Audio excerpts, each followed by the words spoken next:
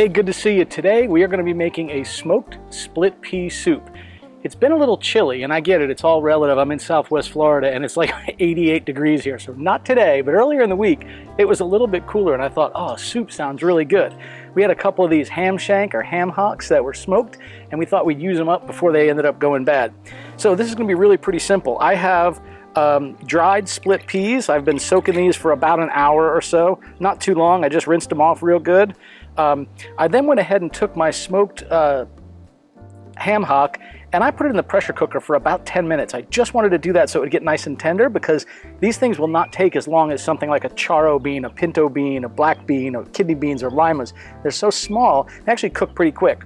I've got a nice thick cast iron, ceramic covered cast iron pot, and this here is the water that we actually pressure cooked our ham hock with some onions and carrots in it. That's going to be a really nice vegetable stock for this. So this is really pretty simple. We're going to do it right out here on the grill. Normally I would smoke it, but I actually have a set of a chuck roast going in there, so I'm going to do this on the actual burner, but this is really good doing in the smoker. Set it for about 250 to 300 degrees, leave the lid off, just watch your water level when you do that, and it imparts a great amount of smoked flavor. Certainly the smoked ham hock will help with that as well. So I'm going to go ahead and just take these split peas and put them right in here. I should have brought a strainer out, but I did not, so I'm going to do it the easy way here. I actually don't have too much water, so I may end up using some of it anyway, but we'll see. Well, these things have a beautiful color too. I'm now going to go ahead and peel off the meat from the bones here on this ham hock and just throw all of the meat into the pot. I'm not going to throw the outer skin. It's really fatty and gelatinous and I don't want that in there. See, like that skin right there, I'm just going to leave that right aside, put the bone aside, but all of this pork right here, that's going to be good stuff. All right, getting that skin off of it. There we go. You want to be extra careful you don't put any cartilage in here either, just because that cartilage is hard and you're not going to want to bite into that. This is a lot like a smoked pulled pork. It really is amazing flavor in these. It's just not one of those cuts that you think, oh, I want to go get that at the store.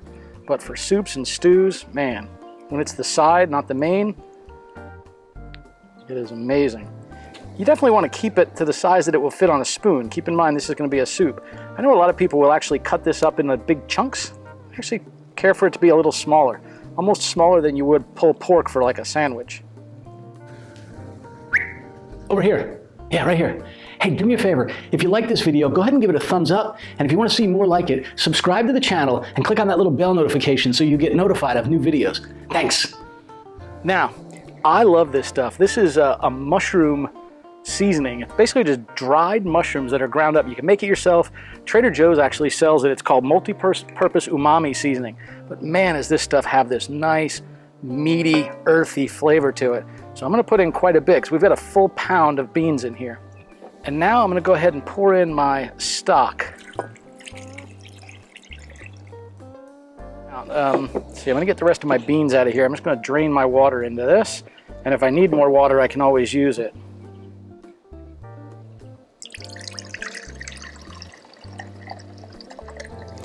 All right, get the rest of those peas out of there.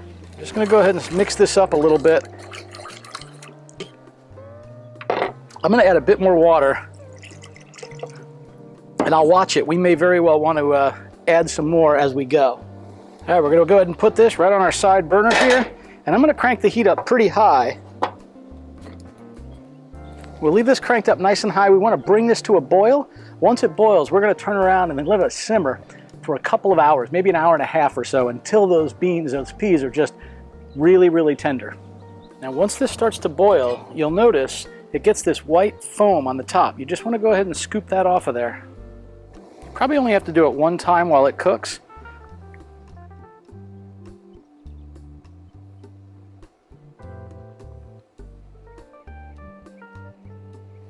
Once you mix it up, you'll see it sort of rise to the top again, and then you can work it off of there. Probably going to need to add a little bit more liquid to this. I'm going to go ahead and turn off these peas. I just checked them a few minutes ago, and they were definitely ready. Let me show you what they look like. Whew! Fogged up glasses.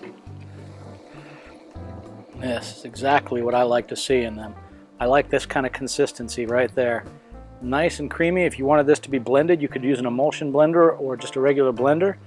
I've got that off. We'll give that a try.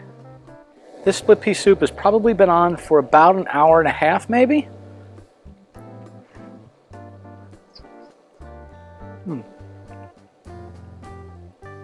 That is good. It's just creamy as can be. Little tiny bits of that ham in there, that ham hock. Good smoky flavor from it too. That is really good.